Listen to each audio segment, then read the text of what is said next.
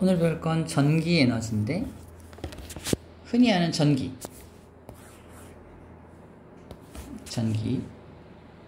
이 전기 에너지라는 것을 어떻게 만들어내느냐.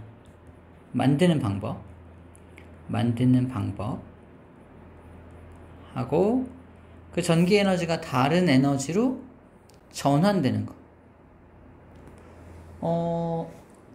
TV 같은 것도 전기를 연결해야 되는 거잖아. 전기를 연결하면 여기서 비대에너지하고 소리에너지 같은 게 나오는 것이, 이게 전기에너지가 비대에너지 또는 소리에너지로 전환됩니다 라고 말할 수 있는 거네. 자, 첫 번째 테마는 어떻게 발생시키느냐에 대한 부분인데, 전기에너지는 당연히 전류라는 것이 흐를 때 공급되는 에너지를 전기에너지라고 불러주고, 나중에 배울 텐데 이거를 단위 시간 동안에, 일정한 시간 동안에, 전기에너지는, 전류가 흐르려면 전압이 걸려야 되죠. 그때 흐르는 전류 곱하고, 그 다음에 얼마만큼 시간 동안 흐르느냐. 시간이 오래 걸릴수록 더 많은 전기에너지가 흐를 거 아니야? 그래서 전기에너지를 구하는 방법은 전압하고 전류하고 시간을 모두 곱하면 구할 수 있어. 이걸 텍스트로는 전류가 흐를 때 공급되는 에너지라고 하지만, 이거를 나중에 이제 공식으로 변형을 시키면 전압과 전류하고 시간을 모두 곱하면 전기에너지가 나오는구나. 좀 미리 소개를 한번 할게요. 지금은 사용되지 않는데 나중에 사용될 공식입니다. 자, 본격적으로 이제 전기를 어떻게 만드느냐, 전기를 만드는 원리가 뭐냐 그러면, 전자기 유도 현상으로 전기를 만듭니다 라고 말을 해요. 전자기 유도 현상이 뭐냐라는 건데, 전자기 유도 현상은 이런 겁니다. 자, 이게 전자기 유도 현상이에요.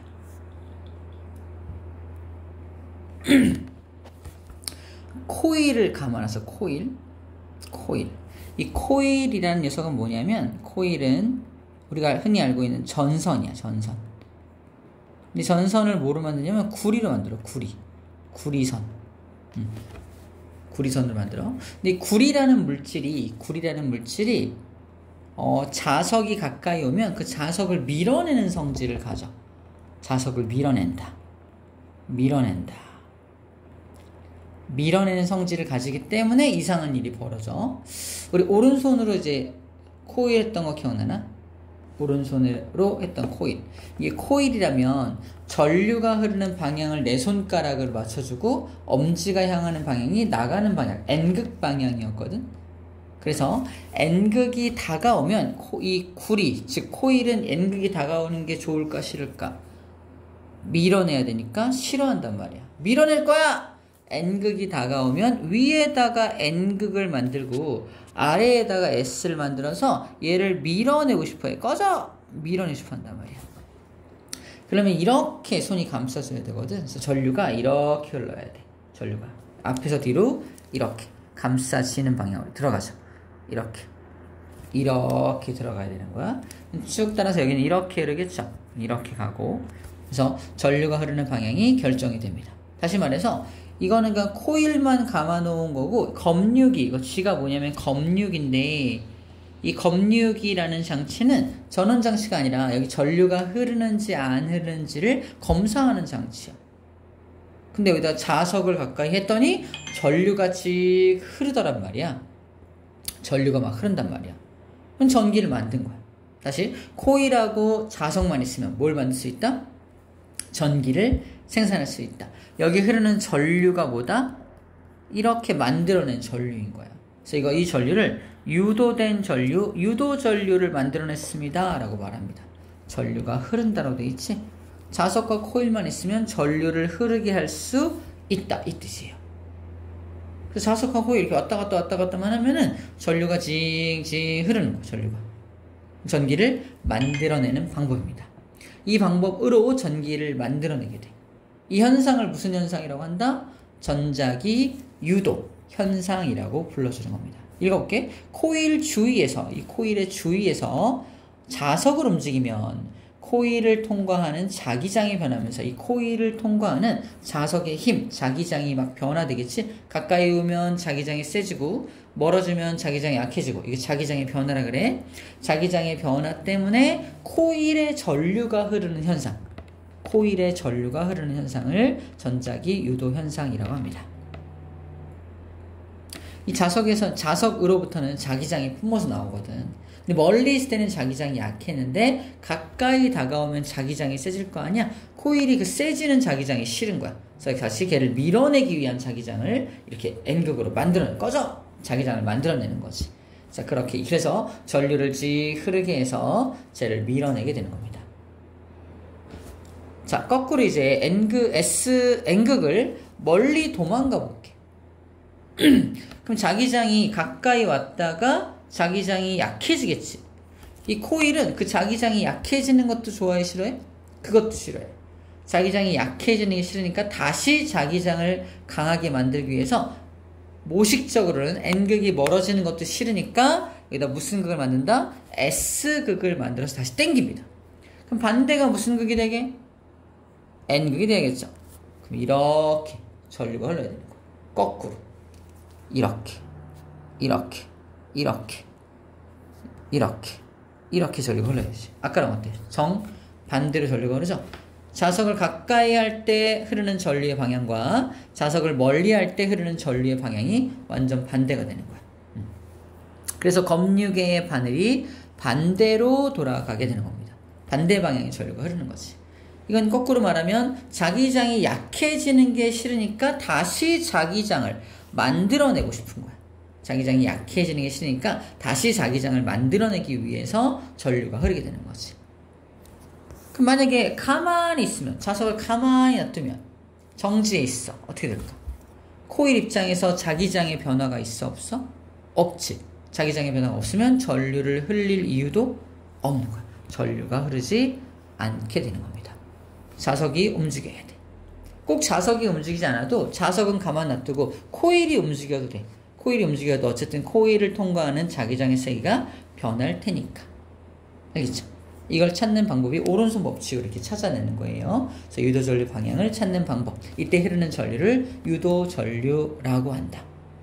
자석은 가만 놔두고 코일을 움직여도 전류가 흐를 수 있다.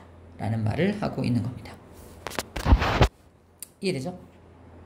그래서 이 장치가 바로 코일을 엄청 많이 감아놓고 자석을 왔다 갔다 했더니 전류가 지익 왔다 갔다 전류가 흐르는 그 장치를 만들어 놓은 겁니다.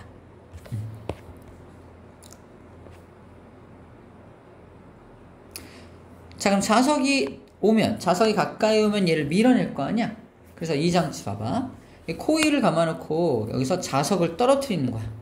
오른쪽은 플라스틱 관이라서 코일을 전혀 감아놓지 않은 관이고 왼쪽은 코일을 감아놓은 관이야.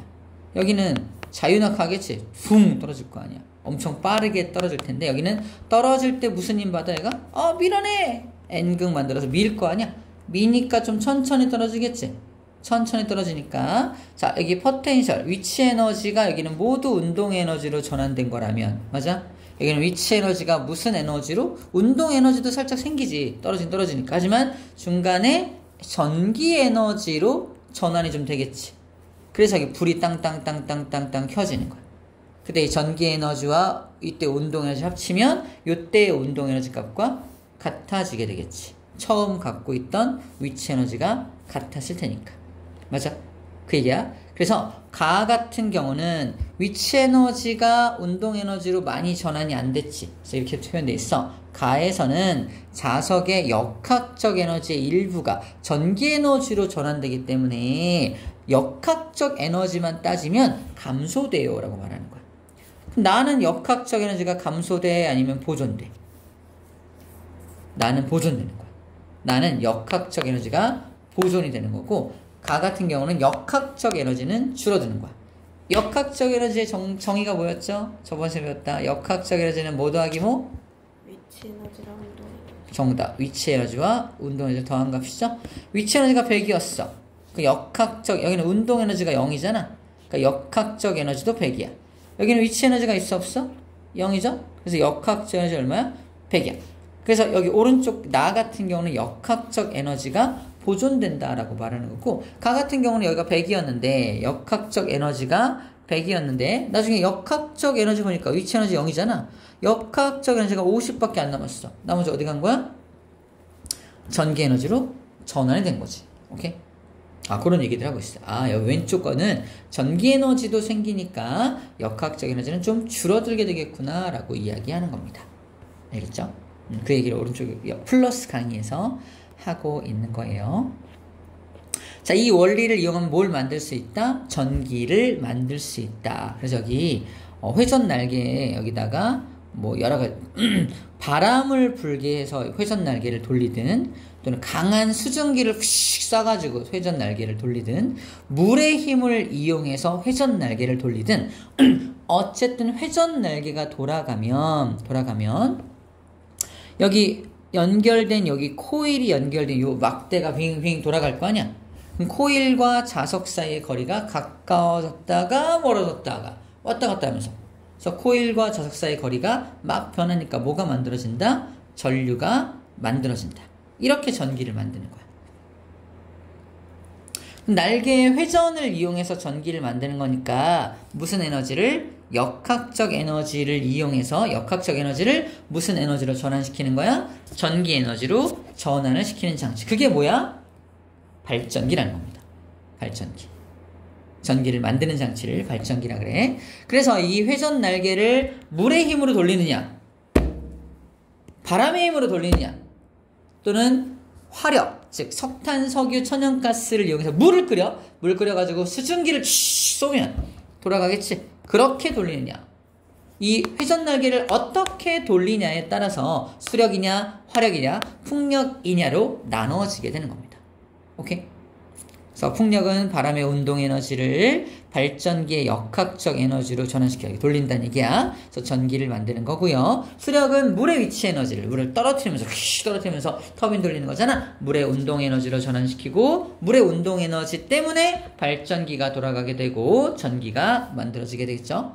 화력발전소는 연료가 가진 화학 에너지를, 연료가 뭐야? 석탄, 석유, 천연가스 같은 연료 속에 들어있는 화학 에너지로 수증기를 만들어서 걔를 막 쏘죠. 쏜다는 건 운동 에너지를 만드는 거, 즉 역학적 에너지를 만드는 거고요. 그걸 가지고 발전기를 돌려주게 되고 전기를 만들게 되는 겁니다.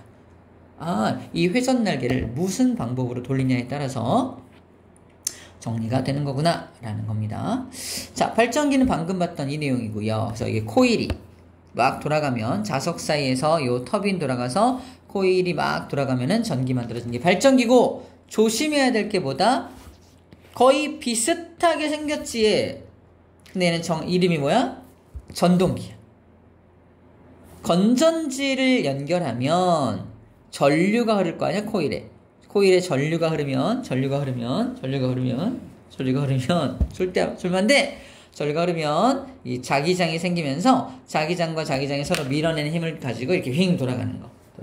우리 이거 기억나나? 이거 했었나? FBI. 기억이 안 나나요? 했던 것 같아요. 자기장 속에서 전류가 받는 힘, 이런 거 있을 때 그거 이용해서 어쨌든 전동기 설명했었어 그때. 전동기는 그래서 전기 에너지를 걸어주면 돌아가는 역학적 에너지를 만드는 거고, 발전기는 역학적 에너지를 전기 에너지로 만드는 장치인 거야. 전동기를 두 글자로 뭐라고 하게? 영어야. 스펠링은 MOTER. 이런 모터죠? 모터가 전동기입니다. 모터가 더 익숙하죠. 모터는 윙, 전기를 걸면 윙 돌아가는 게 모터인데 우리나라 말로는 전동기라고 불러준다는 거예요. 오케이?